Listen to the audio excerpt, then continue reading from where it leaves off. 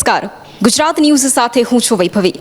દર્શક મિત્રો, હંમેશા આપણે આપણા હકોની વાત કરતા હોઈએ છીએ, પરંતુ જ્યારે એક નાગરિક તરીકેની આપણી ફરજોની વાત હોય ત્યારે આપણે ક્યાંક તેમાં પાછા પડતા હોય અને આપણને સમજાવવામાં પણ ક્યાંક તંત્ર હોય કે કોઈ પણ હોય એટલું સફળ ન જતું હોય તેવું સ્પષ્ટપણે ઘણી વખત દેખાઈ આવતું હોય છે। કેટલાય કિસ્સા એવા બનતા હોય છે કે નાગરિક તરીકેની આપણી ફરજ, સિવિક સેન્સમાં આપણે પાછળ રહી ગયા હોય, કોમન સેન્સમાં આપણે હજુ પણ પાછળ હોય, આપણામાં કોમન સેન્સ ન હોય તેવા ઘણા બધા ઉદાહરણો આપણે જોયા જ છે। અને એટલા જ માટે આજે ચર્ચા કરવી છે કે ખરેખર શું સિવિક સેન્સ વિશે લોકોને માહિતી છે, શું ખરેખર લોકોમાં કોમન સેન્સ છે, શું ખરેખર લોકો પોતાની જવાબદારી નિભાવવામાં એટલા હજુ મજબૂત બન્યા છે, એટલા જાણકાર બન્યા છે, તેના વિશે આપણે ચર્ચા કરીશું। આપણી સાથે અત્યારે જતીનભાઈ શેઠ જોડાઈ ગયા છે કે જેઓ સિવિક સેન્સમાં ઘણું તેમણે કાર્ય કર્યું છે અને તેની સાથે જ તેઓ ઘણી બધી જાણકારી પણ ધરાવે છે। જતીનભાઈ, સૌથી પહેલાં સિવિક સેન્સ એટલે શું? શું આજના સમયમાં લોકોને ખબર છે કે ખરેખર સિવિક સેન્સ એટલે શું? એક તો સૌથી પહેલી વાત એ કરું કે આ પહેલી વખત આવો કોઈ પ્રયાસ થયો છે ચેનલ સાથે, કારણ કે આવી બહુ જ જરૂરી છે સમાજને।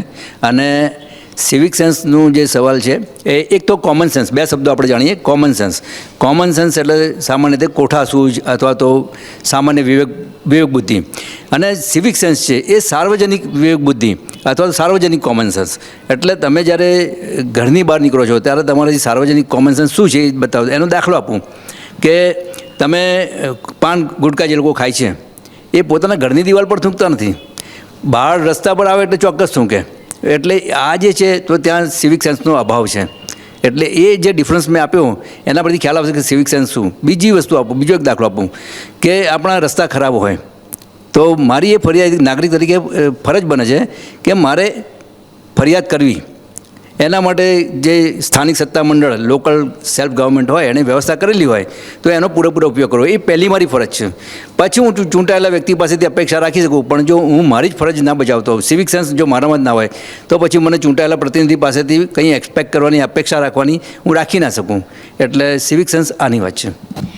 શૈશુભાઈ, જતીનભાઈ જે પ્રમાણે અત્યારે વાત કરી, આપ બ્લોગર છો અને આપ ઘણા લોકોને મળો છો, ઘણા લોકોના આમ વર્તન પરથી આપને ખ્યાલ આવી જતો હશે કે વ્યક્તિ કેવું છે, અને જે પ્રમાણે એમણે વાત કરી કે ફરિયાદ કરવી એ પણ આપણી એક જવાબદારી છે। મને નથી લાગતું કે કોઈ કરતું હોય। આપણે રસ્તા ઉપર પણ જોઈએ છે, અત્યારે આમ જોવા જઈએ તો ખાડા છે સૌથી પહેલી વસ્તુ, ચોમાસાનો સમયગાળો આવી ગયો। નાગરિક તરીકે બસ લોકોને એવું હોય છે કે આપણે બસ ઘરમાં બોલીએ, બહાર પ્રશ્ન ઉઠાવવાની વાત હોય, ક્યાંય એવું જોવા નથી મળતું કે બધા સાથે આવ્યા હોય અને કીધું હોય કે રસ્તા ઉપર ખાડા કેમ છે, સરકારને અમે મત આપ્યા છે તો રસ્તા ઉપર અમે ખાડા માટે મત નથી આપ્યા, કેમ એવું કોઈ નથી કહેતું? એમાં શા માટે હજુ પણ એ જાગૃતતાનો અભાવ છે ને એના માટે શું કરવું પડશે? ના, એટલે આમાં કેવું છે કે જોજો રે મોટા ના બોલ, ઉજ્જડ ખેડે બાજુ ઢોલ। બહુ જ સામાન્ય વાત કરું તો મ્યુનિસિપાલિટીમાં નોકરી કરતા તમારા કોઈ મિત્રો હોય ને તેમને પૂછજો કે સવારનો જે તમારો એન્ટર થવાનો જે 9 વાગ્યાનો ગાળો છે, 9 થી 12 સુધીમાં કોણ આવે છે? તો થોડુંક અભદ્ર શબ્દ છે પણ એમ કહે છે કે બધા ડોસલાઓ આવી જાય છે। રિટાયર્ડ થયેલા ઘણા બધા આપણા જે સિનિયર સિટીઝન્સ છે એ લોકો આ પ્રકારની અત્યંત ફરિયાદો કરતા હોય છે। દરેક વ્યક્તિ એટલે એક રોડના ખાડા માટે તમે એમ ઈચ્છો કે મોટું આંદોલન આપણે ઊભું કરી દઈએ, બધી સોસાયટીઓ આજે રવિવાર છે બધા સવારે રોડ ઉપર આવી જાઓ અને બધા તાળી વગાડો, વાજા વગાડો, તો એ શક્ય નથી। એટલે એમાં એવું છે કે સિનિયર સિટીઝન્સ એમનું કામ કરતા હોય છે, એ લોકો પાસે પ્લેન્ટી ઓફ ટાઈમ છે, એ લોકો પાસે નવરાશ છે અને એ લોકો ખરેખર કામ સારું કરતા હોય છે। આજે તમે બાળકોને કહો કે ભાઈ તું ભણવા ગણવાનું મૂકી દે, કે જે નોકરી ધંધાવાળા માણસો છે અત્યારે દુકાનો કે હોટલો ચલાવતા ઘણી બધી વ્યક્તિઓ એવી હોય છે કે જેને રવિવારે રજા નથી હોતી, 24/7 એ લોકો કામ કરતા હોય છે। એટલે ફરિયાદ કરી છે, કરતા રહે છે, પણ ફરિયાદ જે થાય છે એનું નિરાકરણ આવે છે કે નહીં એ જોવાનું વધારે મહત્વનું થઈ જાય છે। કેમ કે અત્યારે ફરિયાદોનો ઢગલો છે, જેમ કોર્ટમાં કેટલા અનેક સદીઓથી પેન્ડિંગ કેસ છે, એમ અત્યારે ફરિયાદો પણ એટલી બધી છે અને ફરિયાદોના નિવારણ નથી। અચ્છા, હવે જે લોકો આપણે કહીએ કે ભાઈ આપણી પાસે બે સિસ્ટમ છે, એક તો આપણી પોલિટિકલ સિસ્ટમ છે કે જે ચૂંટાય છે અને બીજી જે વિપક્ષમાં છે, અને ત્રીજી જે એટલે એ that is a political system, અને પછી જે બીજી જે પાંચ છે કે જેને કહેવાય કે જે આપણો સરકારી અધિકારી વર્ગ છે, તો આંધળા નથી મૂવા કોઈ। એમને પણ ખાડામાંથી એ જ ખાડામાંથી જવાનું હોય છે. તો જવાબદારીના ફરજના એક ભાનરૂપે એ લોકોને ખબર પડી જોઈએ કે આ ખાડો મારે પૂરવાનો છે. બિલકુલ. અને એટલા જ માટે આપણે યંગસ્ટર સાથે પણ વાત કરવી છે. અને શૈશવભાઈએ જે ખાસ વાત કરી એ મુદ્દો એટલા માટે મારે અત્યારે લેવો છે કે આમ એવું કહેવાય છે, એમણે જે વાત કરી છે કે જેમ ડોશા હોય એમ સૌથી પહેલાં આગળ એ આવી જતા હોય, એટલે ફરિયાદો એમની પણ જોવા મળે. તો આજના યુવાનો એ શું ફરિયાદ કરવામાં માને છે, કઈ રીતે માને છે, અવાજ પહોંચાડવામાં પણ એ લોકો કઈ રીતે માને છે, તે પણ સૌથી પહેલાં તો આપણે એમની પાસેથી જાણવું પડે.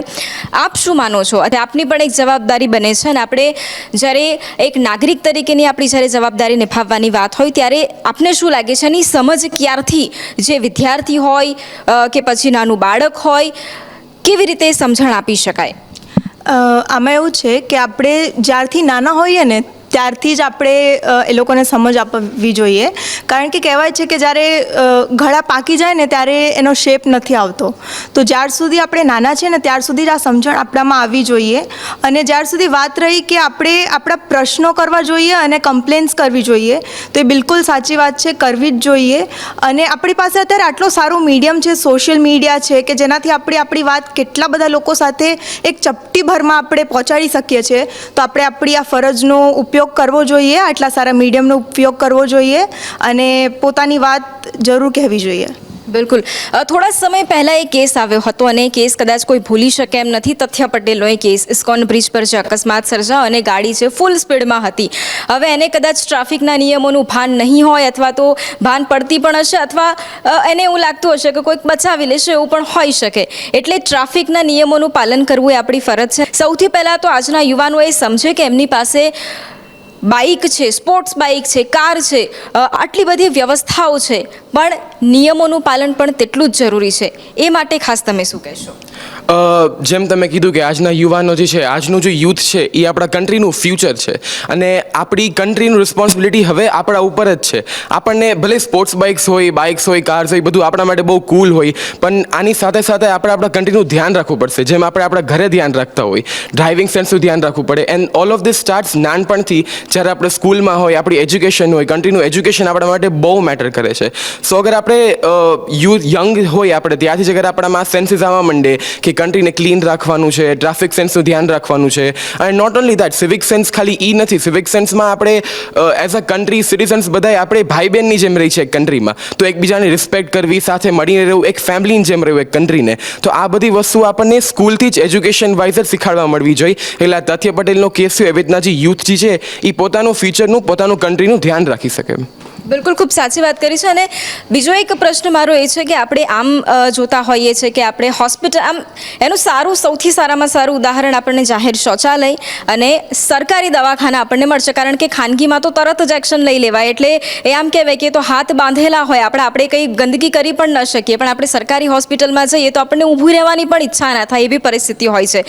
એટલે કેમ દંડ નામ આવે? આમ તો હવે તો દંડની પણ કદાચ કોઈને અસર નથી થતી, ચલો ભરી દઈશું, વાંધો નહીં, ફરી એ કરીશું, એવું પણ લોકો વિચારતા હોય છે. એટલે કેમ એ દંડની વાત વચ્ચે આવે ત્યારે જ આપણે સુધરીએ? આપને શું લાગે છે? જો તમે જેવી રીતે કીધું દંડની વાત, પહેલાં તો સૌથી પહેલાં દંડ જે સરકાર રાખે છે અને એમાં જે એક્શન્સ એ લોકો લે છે, આજકાલ ઘણા વ્યક્તિઓ એને પણ માન્ય નથી રાખતા. એટલે આમ આપણે સરકાર ચૂંટણી હોય છે, આપણે વોટ કરીએ છીએ, અને એના માટે એ લોકો આપણા જ સારા માટે થઈને નિયમોના બધાના નવા રિપોર્ટ્સને બધા કાઢે છે કે જે રીતે આપણે લોકો માનીએ એ લોકોની વાત. આપણો દેશ કેવી રીતે આગળ વધે, કયા નિયમોથી આગળ વધે, એ એમની જવાબદારી છે, પણ એને માનવું એ આપણી જવાબદારી છે. તો એના માટે થઈને દંડ ને બધું તો ઠીક છે, પણ એક દંડ ના પણ હોય, જેમ કે સરકારી દવાખાનાની વાતો કરીએ તો હવે જે લોકો નથી જ અફોર્ડ કરી શકતા મોટા દવાખાનાના અંતે, તો શું એ નાના વ્યક્તિ જે લોકો હોય છે, જે લોકો સરકારી દવાખાનામાં જાય છે, એ લોકોની પણ જવાબદારી છે કે અગર અમારા જરૂરતના ટાઈમે આ સરકારે આવી સુવિધા અમને આપી છે, તો એ સુવિધાનો અમે કઈ રીતે ઉપયોગ કરીએ છીએ. બિલકુલ. ખાલી તમે સરકારની વાત કરી એટલે મારો બીજો પ્રશ્ન એ છે કે આજના જે યુવાનો છે એમને રાજનીતિમાં બહુ ઓછો ઇન્ટરેસ્ટ હોય છે. એમને એ પણ આમ તો ખ્યાલ નથી હોતી કે ગુજરાતના મુખ્યમંત્રી કોણ છે. કેટલાય યુવાનોને જ્યારે આપણે પૂછીએ તો એ નરેન્દ્ર મોદી કહી દેતા હોય છે, એટલે એમને એ પણ ખ્યાલ નથી હોતી. આમ જોવા જઈએ તો શિક્ષણ મંત્રી પણ કોઈને ખ્યાલ નહીં હોય, કારણ સ્વાભાવિક વાત છે, કદાચ મીડિયા સમક્ષ એટલો આવતા નથી એટલે એમને ના પણ ખ્યાલ હોય કે કોણ છે. પણ છતાંય એક નાગરિક તરીકે આપણને ખબર હોવી જોઈએ, કારણ કે આપણે પ્રશ્ન ઉઠાવવાનો છે.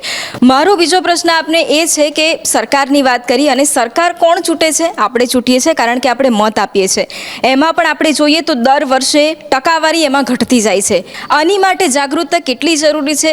આપણે જો સરકાર નહીં બનાવીએ, જો વ્યવસ્થિત વ્યક્તિ હશે તેને આપણે સત્તામાં નહીં લાવીએ, તો પછી આપણે પ્રશ્ન કોને પૂછીશું? સવાલ પણ એ ઊભો થાય છે. એટલે આપનું એમાં શું માનવું છે? એટલે વોટ મતલબ મત માટે જે જાગૃતતા છે એ આપણે પબ્લિકમાં જો ફેલાવી હોય, ખાસ કરીને યુવાઓમાં જે તમે કહો છો, તો લોકો બધું એજ્યુકેશન ઉપર થોપી દે છે કે કોલેજોએ આમ કરવું જોઈએ, સ્કૂલવાળાએ વોટ માટેની જાગૃતતા ફેલાવી જોઈએ.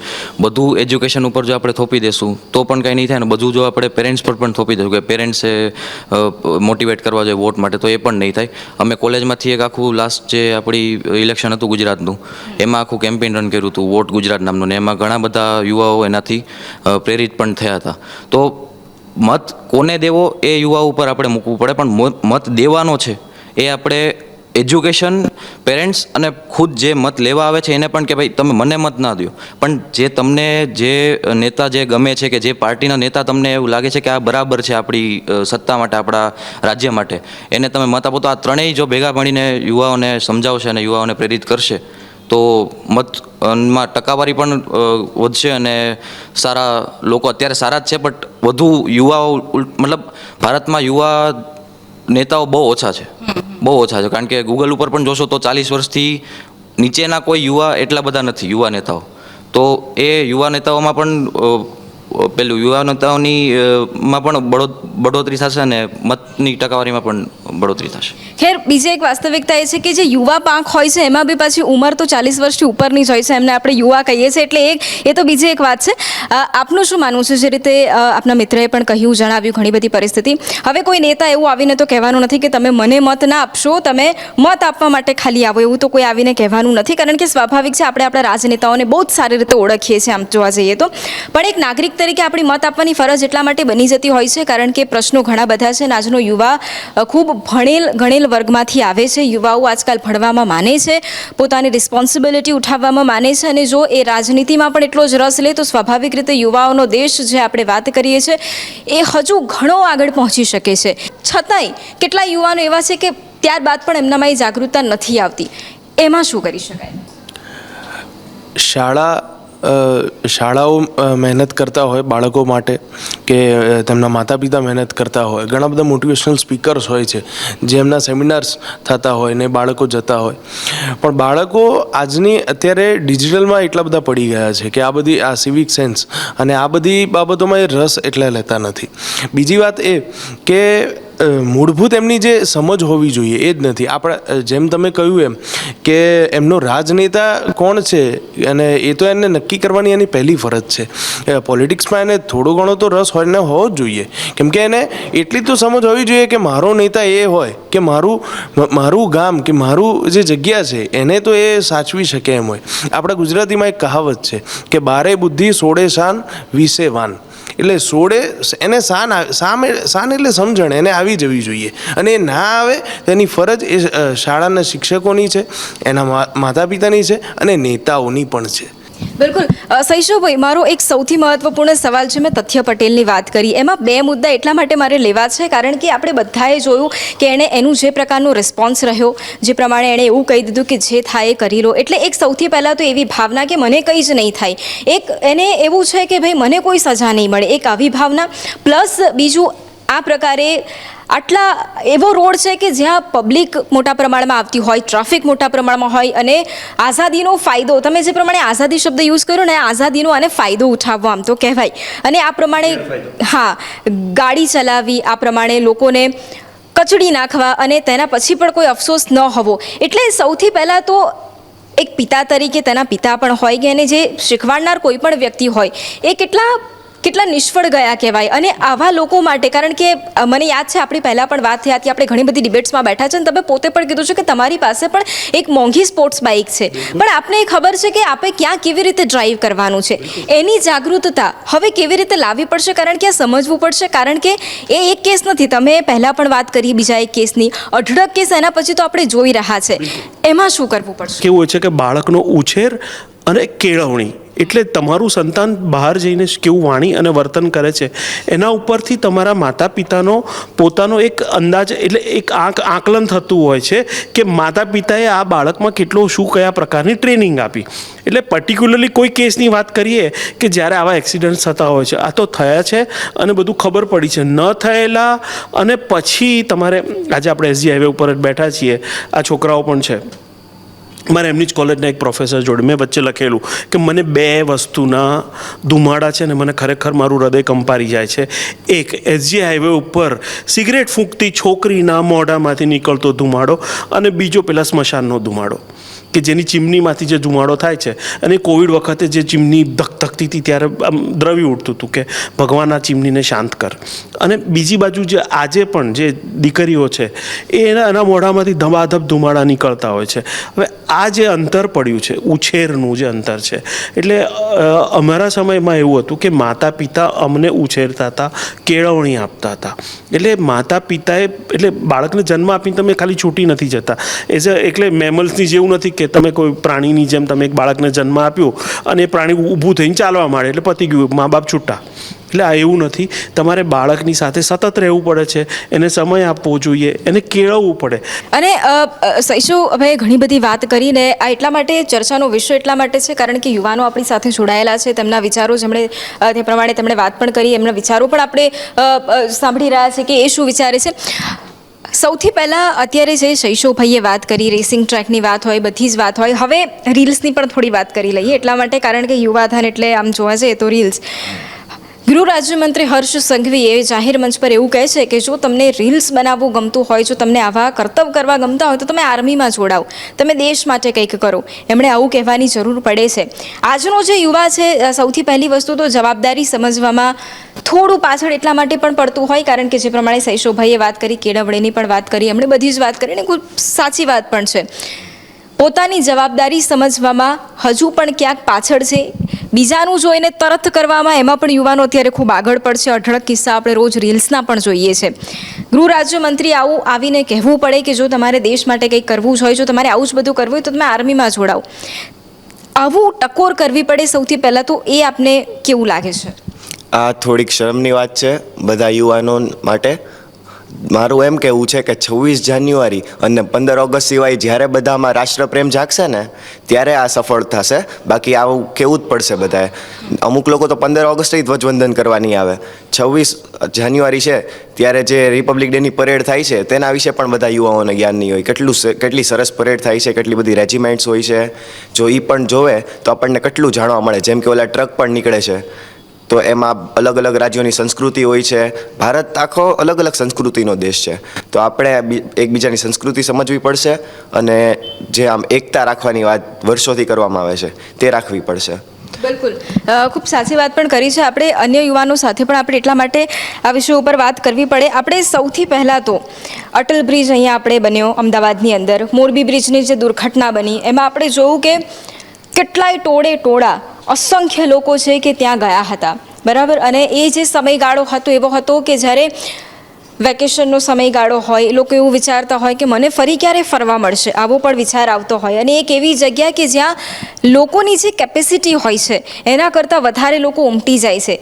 એ નથી વિચારતા કે અચ્છા હું જઈશ તો કે દુર્ઘટના પણ સર્જાઈ શકે છે, હું જઈશ તો કદાચ કંઈક બીજું પણ થઈ શકે છે. એક નાગરિક તરીકેની ચલો બીજું જઈ રહ્યું છે, હું એને રોકવામાં તો આપણે કદાચ વિચારવાના નથી, પણ આપણે પોતે ન જઈએ એવી જાગૃતતા પણ આપણામાં નથી ને એટલા જ માટે મોટી દુર્ઘટનાઓ સર્જાય અને એમાં કેટલાય લોકોના જીવ પણ જાય છે. તમારું શું માનવું છે? હવે જ્યારે આપણે વાત કરી રહ્યા છીએ કે આપણે સુપર પાવર બનવું છે, અમેરિકાને પાછળ મોકલીશું, ચાઇનાને પાછળ કરવું છે, પણ જ્યારે જવાબદારીની વાત આવે, બેસિક સેન્સની વાત આવે ત્યારે આપણે ક્યાંક પાછળ પડીએ છીએ. જેવી રીતે તમે વાત કરી કે અટલ બ્રિજની, તો હવે એ અટલ બ્રિજ બની ગયો છે, એ ક્યાંય જવાનો નથી. ભલે વેકેશન હોય, સન્ડે હોય, કંઈ પણ, તમે પછી પણ ક્યારેક જઈ શકો છો. એ અટલ બ્રિજ હતો એ પહેલાં ફ્રી ઓફ કોસ્ટ હતો, પણ હવે ગવર્મેન્ટે ટિકિટ લેવાનું ચાલુ કર્યું. એ કેમ કર્યું? કેમ કે જ્યારે ફ્રી ઓફ કોસ્ટ હતો ત્યારે લોકો ગયા, ત્યાં લોકોએ લિટરલી પાન મસાલા થૂક્યા. જો મસ્ત પેલો વ્હાઇટ બ્રિજ તમે વ્હાઇટ રેલિંગ્સ જોડે બનાવ્યો તો એ તમારી પણ જવાબદારી છે. હા, તમે ફોટો ખીચાવવા જાઓ છો, રીલ્સ બનાવો છો, એમાં બહુ જ મસ્ત એસ્થેટિક લાગે છે, પણ એમાં તમારી પણ જવાબદારી છે કે તમે આટલું જે સરસ ગવર્મેન્ટે બનાવી આપ્યું છે એને તમે ખરાબ ના કરો. અને પછી પબ્લિક કહે છે કે મોંઘવારી બહુ છે, આમ છે, ગવર્મેન્ટ બધે પૈસા લે છે, પણ એની પાછળ આપણી જ ક્યાંક ભૂલ છે કે આપણે બધું ગંદકી કરીએ છીએ એટલે ગવર્મેન્ટને આ પૈસા લેવા પડે છે. બિલકુલ. અને જે પ્રમાણે તમારા મિત્રએ પણ વાત કરી, ટકોર આપણને હંમેશા કરવી પડે. આપણી જવાબદારી, આપણા હકની વાત હોય તો આપણે ક્યાંય પાછા નથી પડતા આમ તો, પણ આપણી જે ફરજો છે એમાં વારંવાર આપણને ટકોર કરવી પડે છે. અને પાછું એમાં એવું પણ છે કે આપણી ફરજ જો આપણે ન નિભાવીએ તો એના માટે આપણે દંડ પણ આપવો પણ પડે.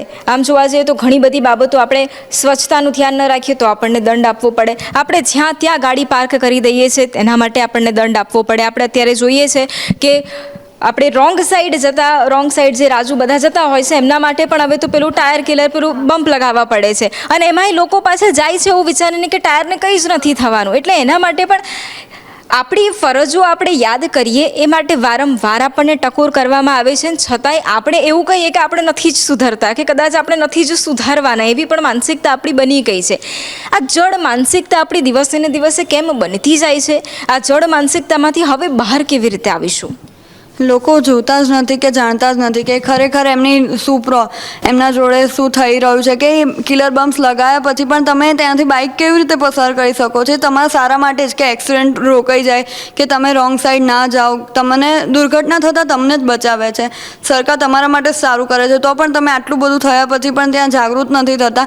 તો પણ તમે વિચારો છો કે શું થશે, બહુ તો ટાયર ફાટી જશે ને, આપણે નવું ટાયર લગાવીશું, બહુ તો 500 રૂપિયા ચલણ કાપશે, આપણે આપી દઈશું. પણ આપણે એવું કેમ નથી જોતા કે આનાથી આપણને ક્યારેક મોટી દુર્ઘટના થઈ શકે છે આપણી જોડે? આપણે એને દુર્ઘટના સામે એ જોતા જ નથી, આપણે વિચારતા જ નથી કે હા થઈ પડશે, આપણે કરી લઈશું, બહુ તો 500 રૂપિયા આપી દઈશું ને સરકારને.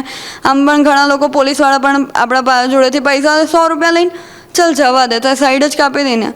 પોલીસવાળા પણ ઘણી વખત એવું કરે છે કે ઘણી વસ્તુઓ જવા દે છે, જોતા નથી. ખરેખર નાગરિકોને એ વસ્તુ પ્રત્યે જાગૃત નથી કરતા. જાગૃતતા બહુ જ ઓછી છે આજના યુગમાં. બિલકુલ. અને તમે શું માનો છો, અત્યારનો જે સમયગાળો છે જેમાં સિવિક સેન્સ વિશે આપણે જ્યારે વાત કરી રહ્યા છીએ, આપણી ફરજો વિશે આપણે વાત કરી રહ્યા છીએ, એ સમજણ કદાચ આપણામાં ન પણ હોય એવું માની પણ લઈએ, પણ એ સમજાવવાની જવાબદારી ચોક્કસપણે આપણી શાળાની હોય, આપણા કોલેજની હોય, એની રહેલી પણ છે. કારણ કે જો આપણને સમજાવશે તો આપણે સમજી શકીશું કે આપણી ફરજો શું છે, આપણે આપણા દેશ માટે શું કરવાનું છે. તમે શું માનો છો? જેટલા પણ લોકો છે, જેટલા પણ યુથ છે, જે પ્રમાણે શૈશવભાઈએ વાત કરી હતી કે આપણે નાના હોય ત્યારથી જો આપણને શીખ આપવામાં આવે તો આપણા મનમાં, આપણા દિમાગમાં એ ઉતરવાનું છે. કેવી રીતે જાગૃતતા લાવી શકાય ને એના પહેલાં પણ જે શીખ છે એ કેવી રીતે આપી શકાય? પહેલી વાત તો એ એજ્યુકેશનને તમે પહેલેથી પ્રાઇમરીમાંથી અમે જોતા આવીએ છીએ. ટેક્સ્ટબુકના ફર્સ્ટ પેજ જ ટ્રાફિકના રૂલ્સનું આખું ફર્સ્ટ પેજ એનું જ હોય છે, પણ એ સ્કીપ કરે છે. કોઈ શિક્ષક નથી ભણાવતું, મને હજી સુધી કોઈએ નથી ભણાવ્યું. તો ટ્રાફિકના એ રૂલ્સને રાખવામાં આવ્યા છે ટેક્સ્ટબુકમાં, તો તેને ભણાવો. તો એ પેરેન્ટ્સની પણ જવાબદારી છે કે તમે તમારા બાળકને સ્પોર્ટ્સ બાઇક આપો છો, કોઈ પણ બાઇક આપો છો, 18 ઉપર હોય તો ચલો ઠીક છે, પણ ઘણીવાર અંડર એજમાં પણ આપી દે છે બાઇક. તો એ પેરેન્ટ્સે પણ થોડુંક ધ્યાન રાખવું જોઈએ. એજ્યુકેશનમાં થોડોક વધારે ટ્રાફિક રૂલ્સને લઈને વધારે ઉમેરો કરવો જોઈએ. પ્લસમાં ટ્રાફિક પાર્ક અત્યારે બનાવવામાં આવી રહ્યા છે, તો નાની મોટી પિકનિક તમે ટ્રાફિક પાર્ક પર કરી શકો છો, અને જેથી વધારે ટ્રાફિકના રૂલ્સ અને બીજી બધી બાબતે અત્યારનો યુથ વધારે જાગૃત થઈ જાય. બિલકુલ. મેમ, જે પ્રમાણે ઘણા બધા યુથ સાથે આપણે વાત કરી, સમય જ્યારે બદલાતો હોય, સમય જ્યારે આગળ જતો હોય, ઘણા બધા પરિવર્તનો તેમાં આવતા હોય છે. આપ જ્યારે યંગ હશો ત્યારના જે સમયની વાત કરીએ તેમાં ઘણા બધા પરિવર્તનો હશે. આજના યુથમાં ઘણા બધા પરિવર્તનો આપ એમને સાંભળી પણ રહ્યા છો. આજના સમયમાં આપ જોતા પણ હશો. જાગૃતતાને લઈને, ફરજ, નાગરિકતા ભાવનાને લઈને પહેલાંનો સમય, અત્યારનો સમય, કેટલા પરિવર્તન તમે જોયા છે? ઘણા બધા પરિવર્તન જોયા છે. પહેલાંના જમાનામાં ખરેખર એટલો બધો ટ્રાફિક નહોતો, પ્રદૂષણ નહોતું, એટલે હું પોતે વાહન ચલાવી શકતી હતી. અત્યારે મને વાહન ચલાવવાનું મને ના પાડે, કારણ કે હું પોતે જ આટલું બધી ટ્રાફિકમાં ચલાવી જ ના શકું એવું થાય. અને પહેલાંની સૌથી સારી વસ્તુ એ હતી કે હું સ્કૂલમાં ભણતી હતી ત્યારે મારા ટીચર દેશદાદનો મુખ્ય ટૉપિક શીખવાડતા હતા કે તમારો દેશ છે અને એના માટે તમે ગૌરવ લઈ શકો એવી વર્તણૂક તમે આગળ કરો. અત્યારે દેશદાજ કેટલામાં છે એ જ જોવું પડે છે. અને આ બધાને એવું થાય કે ચલો અહીંયા અમદાવાદ કે ભારત સારું નથી, આપણે ફોરેન જતા રહીએ. એટલે 12માંથી 10માંથી બાળકોને ફોરેન મોકલવાની મા બાપને ઉતાવળ આવી જાય છે. બિલકુલ ખૂબ સાચી વાત કરી છે. અને અત્યારે બીજો એક ખાસ મુદ્દો કે જેની ઉપર આપણે એટલા માટે ચર્ચા કરવી પડે કારણ કે ગ્લોબલ વોર્મિંગની અસર આપણે જોઈ જ રહ્યા છે, ક્લાઇમેટ ચેન્જની અસર આપણે જોઈ જ રહ્યા છે. જતીનભાઈ, પ્રદૂષણનો મુદ્દો કેટલાય સમયથી છે જ આમ તો, અને આમ જોવા જઈએ તો કેટલાય લોકો એવા હશે કે જેની ઉપર અવાજ ઉઠાવતા હશે, કેટલાય પર્યાવરણવિદ હશે કે જે સામે આવતા હશે કે આ ન થવું જોઈએ. બધી જ વાત બરાબર, પણ લોકો એ નથી સમજતા. આપણે કેટલાય રિક્ષાવાળાને એવું જોયું છે કે પૈસા બચાવવા માટે કેરોસીન નાખીને હજુ પણ ફરી રહ્યા છે. એમની માટે ઘણી બધી સુવિધાઓ છે, પરંતુ છતાંય હજુ પણ આપણે એક્ટિવાવાળાને પણ જોયા છે કે જે પોતાના પૈસા બચાવવા માટે કેરોસીન નાખીને ફરે છે. એમનો ધુમાડો કે જે પર્યાવરણને કેટલું નુકસાન કરે છે. આપણે ઝાડ કાપવામાં પણ આમ જોવા જઈએ તો અત્યારે આપણી આજુબાજુ પણ આપણે જોઈએ તો મોટી મોટી બિલ્ડિંગો બની ગઈ છે. આપણને માંડ કોઈક એવી જગ્યા મળશે કે જ્યાં આપણને ગ્રીનરી મળે, આપણે શાંત વાતાવરણમાં ત્યાં બેસી શકીએ. પ્રદૂષણ જ્યારે વધી રહ્યું છે એમાં પણ આપણો બહુ મોટો હાથ છે, એ આપણને ખબર જ છે, છતાંય આપણે એમાં ક્યાંય પાછા નથી પડતા એ વધારવામાં. હવે એના માટેની જાગૃતતા કેટલી જરૂરી છે? જે પ્રદૂષણની વાત કરી અને ક્લાઇમેટ ચેન્જની વાત કરી, એમાં જાગૃતતા ખાસ કરીને જે આજનું યંગ જનરેશન છે એણે બી એ બાબતમાં ખાસ ડિટેલમાં અભ્યાસ કરવો જોઈએ. અને બે ત્રણ વસ્તુ કીધી કે એક તો વૃક્ષોની જે વાત છે. આપણે કોરોનામાં જોયું કે ઓક્સિજનની ડેફિશિયન્સી એટલે એની અછતના કારણે કેટલા બધા લોકો માર્યા ગયા, અને એ વખતે આપણને સમજાયું કે વૃક્ષોનું કેટલું મહત્ત્વ છે. મને મારી ગાડી કે વાહન પાર્ક કરવું હોય તો વૃક્ષનો હું છાંયડો જ શોધીશ ઉનાળામાં બરબકોર, પણ મારા ઘર પાસે મને વૃક્ષ નથી જોતું, કેમ કે એના પરથી પાંદડા ખરે છે અને મારું આજુબાજુનું વાતાવરણ બગડે છે.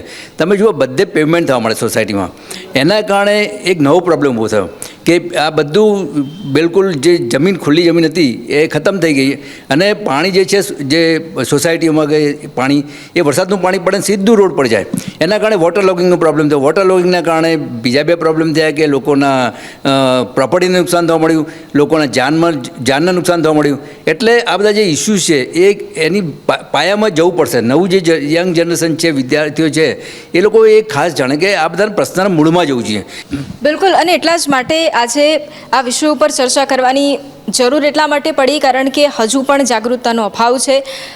જે રીતે ઘણા બધા મિત્રો આપણી સાથે અત્યારે જોડાયા, તેમણે હકો અને ફરજો, ટ્રાફિકના રૂલ્સ, આ બધા વિશે વાત કરી. અને આપણા એક સાચી વાત એ છે કે આપણે જ્યારે પ્રાઇમરીના પાઠ્યપુસ્તકમાં જોતા હોઈએ છીએ તો ફર્સ્ટ પેજ પર આપણી હકો અને આપણા ફરજો છે તે આપણને આપેલા પણ હોય છે. હવે એ કેમ નથી સમજતા, હવે આપણને શીખવાડવામાં નથી આવતું, એ વાત ખૂબ સાચી પણ છે. ને એટલા જ માટે આ જાગૃતતાનો એક પ્રયત્ન હતો કે જાગ્યા ત્યાંથી સવાર એવી વાત છે, અને એટલા જ માટે આ પ્રયત્ન આજે કર્યો છે. બધા અમારી સાથે આજે ચોક્કસપણે જોડાયા હતા, અને ક્યાંક થોડી ઘણી પણ અંશે જાગૃતતા આવે તો ચોક્કસપણે આ ચર્ચા સફળ છે. ખાસ ગુજરાત ન્યૂઝના સ્પેશિયલ રિપોર્ટમાં આજે બસ આટલું જ. ફરી મળીશું એક નવા વિષયની સાથે. ત્યાં સુધી રજા આપશો. નમસ્કાર.